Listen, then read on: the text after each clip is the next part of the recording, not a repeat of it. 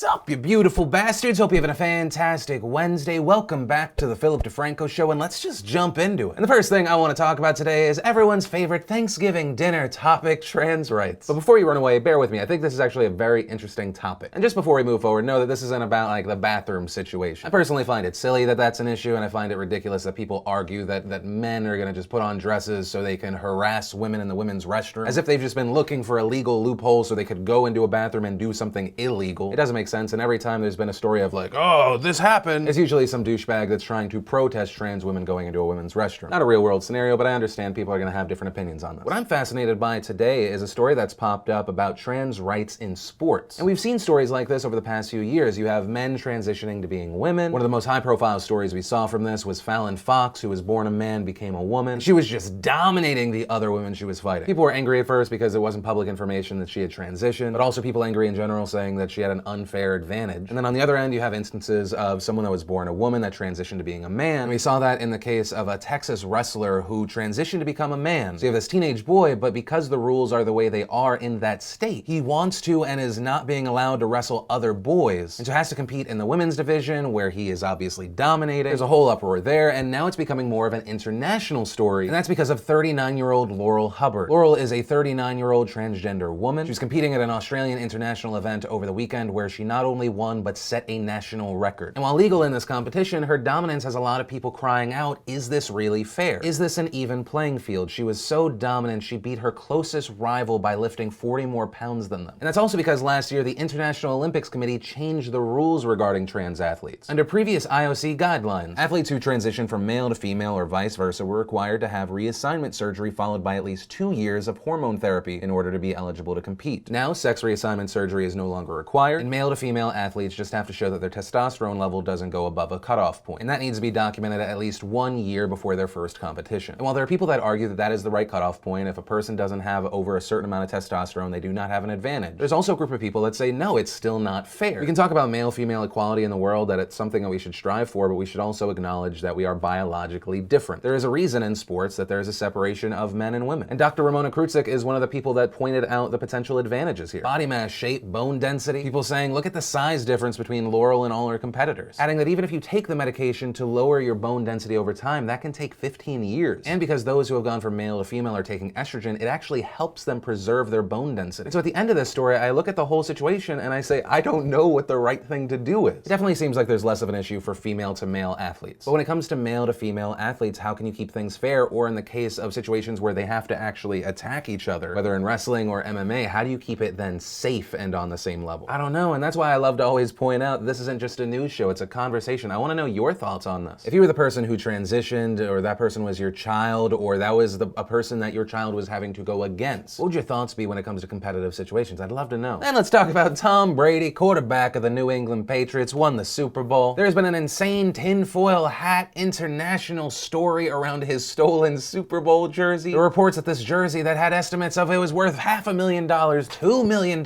Someone stole it, it was a coordinated effort, it was on the black market. Well, the mystery of what the hell actually happened has now been solved. A man who has now been identified as the Mexican journalist Mauricio Ortega stole Tom Brady's jersey and was trying to secretly sell it for $75,000. Video footage was stitched together that showed him sneaking into the locker room before any other press was allowed in. Then through all the chaos where the journalists were being let in, he snuck out. And that was it. It wasn't the conspiracy theory of it was like a 7-man inside job. A guy who seemed credible, who has had locker room access for the past decade, he was the one that did it. And there are now allegations that this is par for the course for Ortega. Sources saying he's been selling various sports collectibles for years and would tell the clients he obtained the items legally through relationships he built with players, coaches, and staffers. And as a way to authenticate that these were, you know, the nothing shady about these products, he would show buyers selfies of him with the athletes like Tom Brady, Ben Roethlisberger, whoever. So who knows how legit the other items were? And this also brings up the question of, well, what should the punishment be? Because technically you have a guy who stole $75,000 and then fled the country. Well, according to the Associated Press, he's getting away scot-free. The AP wrote, a Mexican government official confirmed that the warrant targeted Ortega and the search was at his home. Speaking on the condition of remaining anonymous because of the sensitivity of the case, the official said an agreement was reached for an unspecified victim in the US not to press charges in exchange for the jersey's return. The unspecified victim here is probably Tom Brady. So I guess the main point of this story is, do not steal. It is not a cool thing to do, and you will be held accountable unless you steal from Tom Brady. And Tom Brady is essentially football Jesus, so of course he's gonna forgive you for your football sins. Then let's talk about the newest newest ban to hit travel, and that is a device ban. Many have been calling it the laptop ban, but it actually covers a lot more than that. So I want to explain this, especially because I see a lot of people freaking out going like, oh, I got a trip to Florida next week, what do I do? Well, first thing, if you're in the United States and you're traveling domestically, or even if you're traveling internationally but you are leaving from the United States, this does not affect you until after you leave the United States, and then when you want to fly back to the United States, you leave from one of these 10 international airports, which are in Jordan, Egypt, Saudi Arabia, Morocco, Kuwait, Qatar, the UAE. Or even if you're not flying out of those airports, but you are flying back to the United States on one of these 9 airlines, then this ban affects you. Also, for those of you that live in the UK, there is a similar ban in effect, but it's for different airlines and it includes different locations. But their ban list also includes Tunisia and Lebanon. It doesn't include the UAE, Morocco, Kuwait, or Qatar. And the devices you can't bring on the airplane that you have to check in your luggage include, yes, laptops, but also tablets, e-readers, cameras, portable DVD players for those that use portable DVD players, travel printers and scanners, and electronic game units larger than a smartphone, so no Switch for you. Now, as far as the reason for this, according to reports, an unnamed US official said recent intelligence suggested an Al-Qaeda affiliate was working on techniques for hiding explosives in batteries and battery compartments of electronic devices. And so that's why we have the ban. But this also seems to have some experts confused. Philip Baum, who is a UK-based aviation security analyst, said that while it may be harder to activate laptop bombs if they're in the carriage of a plane, gate screening is far more effective than cargo screening. With gate screening, you're dealing with smaller quantities and you've got a person in front of you. And this new measure does nothing to address the insider threats, which is what we saw with the aviation worker who helped with the bombing of a Somali plane last year. And there's also been a lot of pushback from people who say, I don't want my stuff stolen. And I understand their thinking. I don't trust to check anything that's expensive. There was an analysis I found that between 2010 and 2014, there were 30,000 claims of property loss. Back in 2014, there was a report that over 13 years, the TSA had fired 507 baggage screeners for stealing. And those are just the ones who got caught. And the TSA tries to combat this by sending bait bags through. Bags they send through with valuables to see if screeners steal them. Between 2012 and 2014, they sent 3,500 bags through. 10 items in that were stolen, and the TSA even said that's 10 items too many. To which people say, well, if your stuff gets stolen, make sure that you always back up to the cloud. Your lost items will be covered by the airline, but that's also not completely true. Under an international treaty known as the Montreal Convention, an airline's liability for loss or damage to a passenger's luggage is limited to the equivalent of about $1,360. So if you bought even the least expensive new MacBook Pro, it doesn't cover the full cost. There you go. Hopefully you feel a little bit more educated and informed on the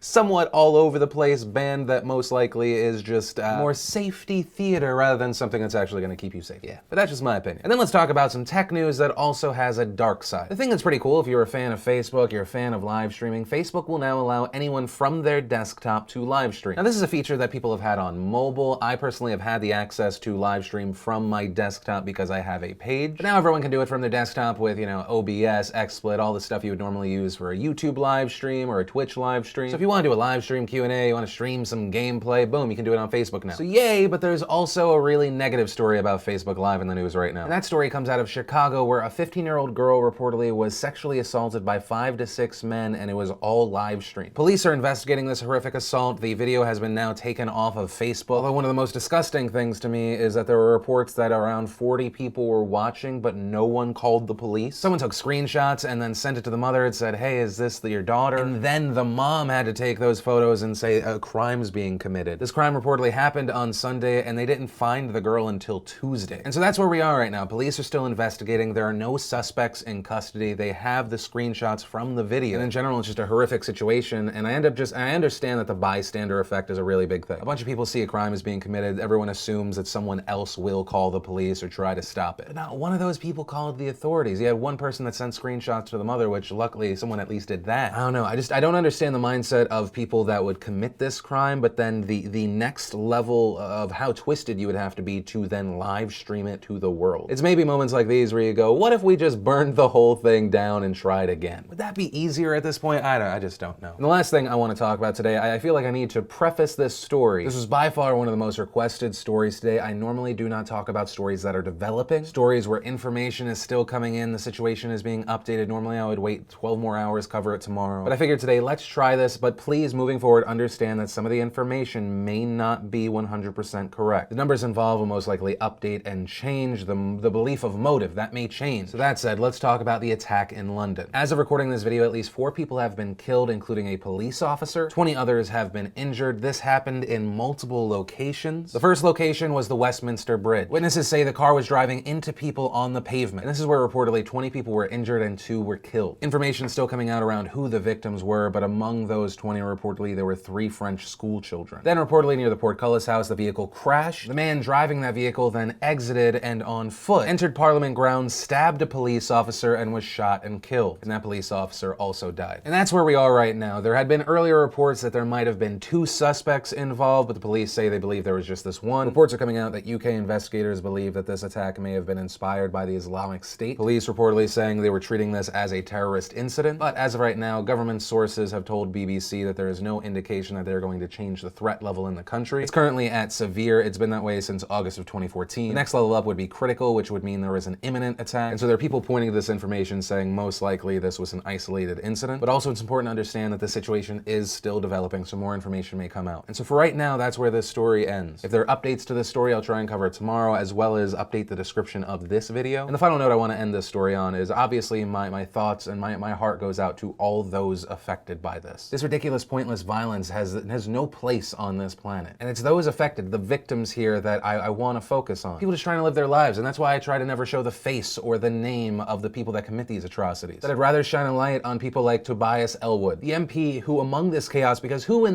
that moment truly knew if the attack was over or not? Not running to safety, but giving that wounded police officer CPR. And all the other heroes around him, and it's hard for me not to get a little bit emotional, even though I'm so disconnected from this story. And I don't know if it's because I expect so little out of people when I look to the news every day. I don't know if it's because I know that no matter how many heroes we have, even if it's the minute minority that tries to wreak horror on people, the silver lining of people like this helping others still doesn't bring back those who were taken away. But to get through to the next day and the inevitable stories that we're gonna have to see and cover every day, I need to focus the spotlight on people like Tobias. I need to shine a spotlight on the officer who gave their life protecting others. And I need to shine a light on the victims so we can remember why it is so important that we don't all hate each other and we help. Ooh.